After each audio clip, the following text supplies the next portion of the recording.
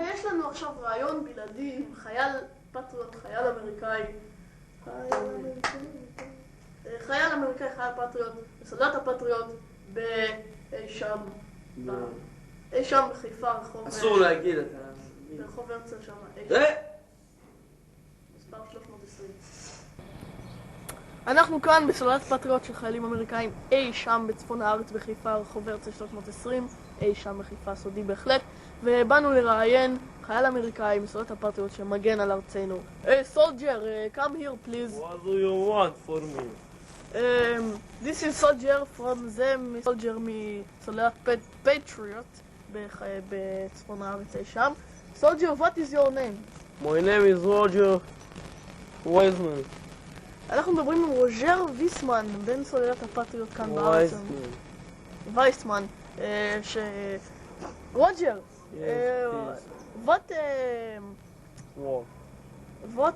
you have to say about the patriot? What is... Patriot is I'm loyal to my country. הוא אומר שהפטריוט זה טיל גדול וחזק ואין כמוהו, וזה הטיל הכי חכם. Yes, very much. Very much, הוא אומר very much, זה מאוד טוב מאוד. רוג'ר. Yes, please.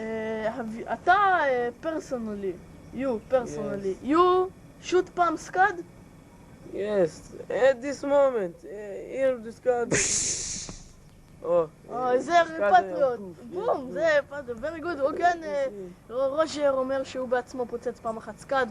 This is my friend Fluid, the patriot. הוא אומר שהבום ששמענו זה פטריוטים שיורים לעבר הסקאדים. ועכשיו אני חושב שהגיע הזמן לחזור לאולפן אטום בירושלים. גודביי, רוג'ר. ובכן זה היה הרעיון המשעשע עם חייל הפטריוט וכתבנו שמה ארזטל, ועכשיו אנחנו עם יואב טרקטור ותקליטים חדשים. כן, ובכן יש לנו תקליט, נראה לכם בפינה היום הרבה תקליטים. התקליט הראשון זה של אריק איינשטיין, שירי ילדים, זה תקליט רוק חזק למי שאוהב רוק חזק ומיושן.